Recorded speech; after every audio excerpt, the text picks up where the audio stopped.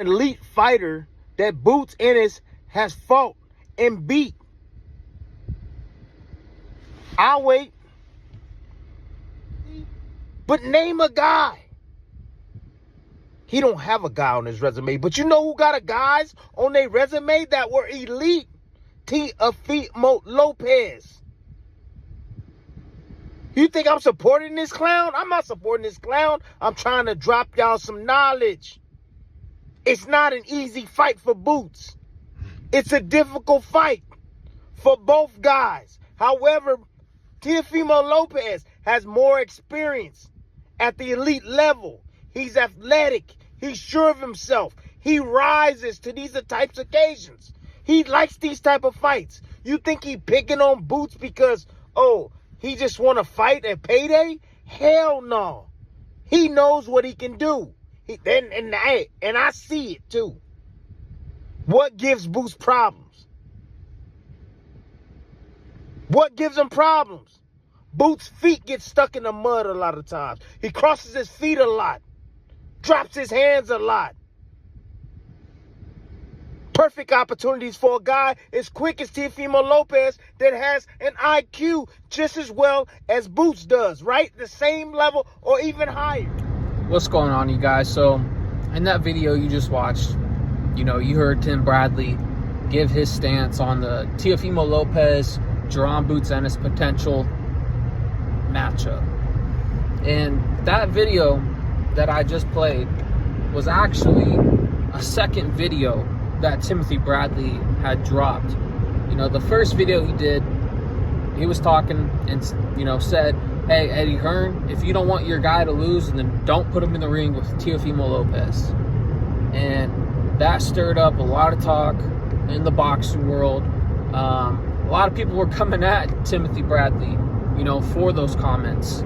It pissed a lot of boxing fans off, a lot of Boots fans off. And a lot of people looked at him like he's crazy. A lot of people are thinking that Jaron Boots Ennis smokes Teofimo Lopez. That fight, won't be as competitive as Timothy Bradley's saying it will be. And I don't necessarily agree with everything Timothy Bradley says all the time, but I see where he's coming from with this take, about this fight. And I very well could see everything that he's saying happening. I mean, we can't deny, as much as I don't like Teofimo Lopez, we can't deny him being a really good fighter. His antics outside of the ring and everything he says and he does piss a lot of people off, including myself. I don't like him personally, but I have to admit that he is a world-class boxer. And his accomplishments, validate that, man. I mean, he did beat a Lomachenko when Lomachenko was in his prime, and he did beat a Josh Taylor. I mean, so you can't knock him and say he's trash because he's proven that he's not. A lot of people get caught up into the emotions of it, with all the stuff he's been saying, and I can completely understand why nobody would want him to win this fight, why they want to see him lose, this, that, and the other. But as far as boxing goes, Timothy Bradley, I think, was making some very good points.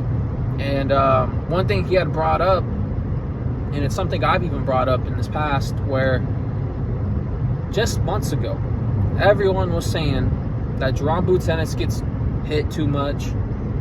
He has mental lapses in the ring. There's a lot of holes in Jaron Boots Ennis' game. So, are those things that Teofimo Lopez can capitalize on? Absolutely. I think so.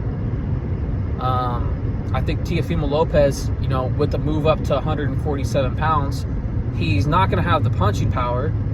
He hasn't even carried that power up to 140 pounds. So I'm not looking at this fight thinking, oh, Teofimo Lopez has got a puncher's chance. No, I think his boxing skill, his athletic ability in the ring is what's going to give, along with boxing IQ, those are the things that are going to give Jaron Boots Ennis trouble. And I just think this fight is a lot more competitive than people are making it out to be. And I kind of agree with old Timothy Bradley, man. I do think that this is like a 50-50 fight. If I were to give like a boxing IQ advantage to anybody, I mean, I'd say they're pretty even. If not, you give Teofimo the slight advantage. But one thing I think that will play a bigger factor, and it's something that Timothy Bradley touched on, was the big fight experience. I know Teofimo Lopez, he just fought Barboza in an unusual type of environment. I mean, he just fought in Times Square. That's something nobody's done before, other than the guys that were on that card. But he also has an undisputed, if you want to call it that, title fight with Lomachenko, and a big-time fight with Josh Taylor. So, I mean, he's been proven that he can, you know, show up when he needs to show up in the biggest moments. And I believe that he would show up against a Jaron Ennis. I'm not saying I'm picking him to win. I wouldn't be surprised if he does beat a Jaron Ennis.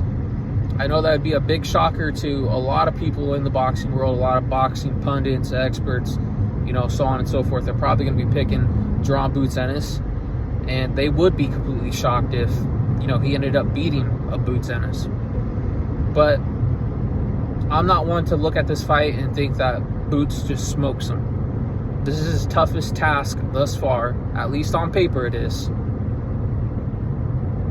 So there's many things that Timothy Bradley said in this video that I agree with, you know, and I've kind of been saying these things. But all in all, man, I think all this talk, all the back and forth of a lot of boxing fans and experts, all this is doing is just going to make this fight even bigger. You know, a lot more people are going to want to see it.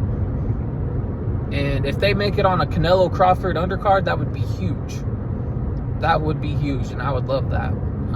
But nonetheless, no matter what card it's on, if it's going to be a main event on a different card, then I still am going to like to pay to see it. And I think it's a great matchup. But let me know what you guys think. Do you guys think Timothy Bradley's tripping?